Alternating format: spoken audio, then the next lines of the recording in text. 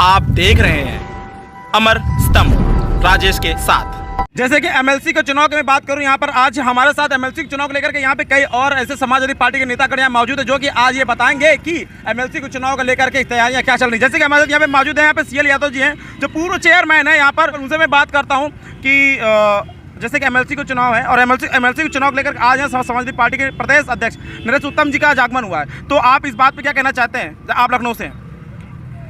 इस समय जो वर्तमान में स्नातक खंड और शिक्षक क्षेत्र से जो प्रत्याशी हमारे चुनाव लड़ रहे हैं, जिनका क्षेत्र कानपुर देहात और उन्नाव है, ये दोनों सीटें हमारी भारी मतों से जीतने जा रही हैं। और इसी उपलक्ष्य में आज केंद्रीय कार्यालय का उद्घाटन करने हमारे प्रदेश अध्यक्ष आदरणीय श्री नरेश उत्तम पटेल जी यहाँ आए हुए हैं। कार्यालय का उद्घाटन संपन्न हो गया है और सभी कार्यकर्ता पूरी तरह से चुनाव जिताने के लिए क्षेत्र में निकल पड़े हैं। और ये इस समय प्रदेश में कुल 5 सीटों पर चुनाव हो रहा है।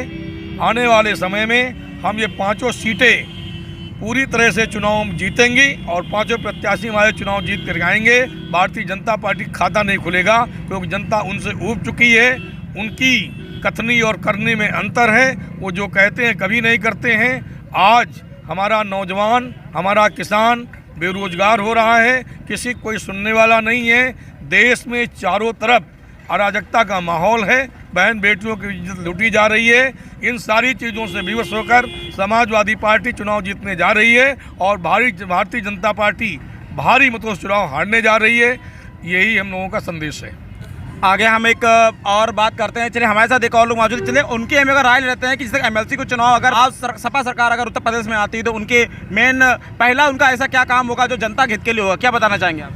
आज जो स्नातक और शिक्षक का चुनाव हो रहा है, उसमें हमारे 5 प्रत्याशी चुनाव जीत करके आएंगे।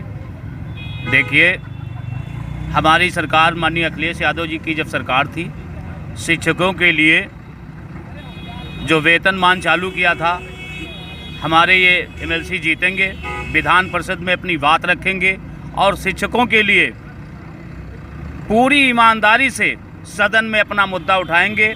और हमारी सरकार आएगी तो इनकी नियुक्ति की बहाली की जाएगी।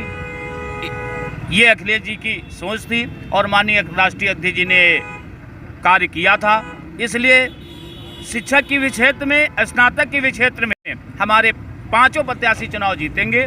और इसी के साथ वाणी को विराम देता हूँ। जय हिंद, जय भारत। जैसे कि हमारे साथ यहाँ पे युवा नेता मौजूद। चले, युवा नेता के 2 शब्द ले लेते हैं। युवा नेता जिससे मैं बात करना चाहूँगा, अच्छा ये बताना चाहेंगे जैसे कि सपा सरकार अब आने से सपा सरकार अगर by the way Uttar Pradesh में होती है या फिर राज्य में होती, देश में होती, तो आपके लिए, युवाओं के लिए क्या प्रेरणा बनकर उनको क्या प्रेरणा देना चाहते हैं? समाजवादी पार्टी ने हमेशा युवाओं के लिए कार्य किया है, आगे भी युवाओं के लिए कार्य करेगी। जैसा कि आप जान रहे हैं कि 5 सीटों पर विधान परिषद के स्नातक एवं शिक्षक खंड के चुनाव हो रहा है। ये 5 सीटें हम लोग पूर्ण बहुमत से जीत रहे हैं और ये 2024 का आगाज़ होगा।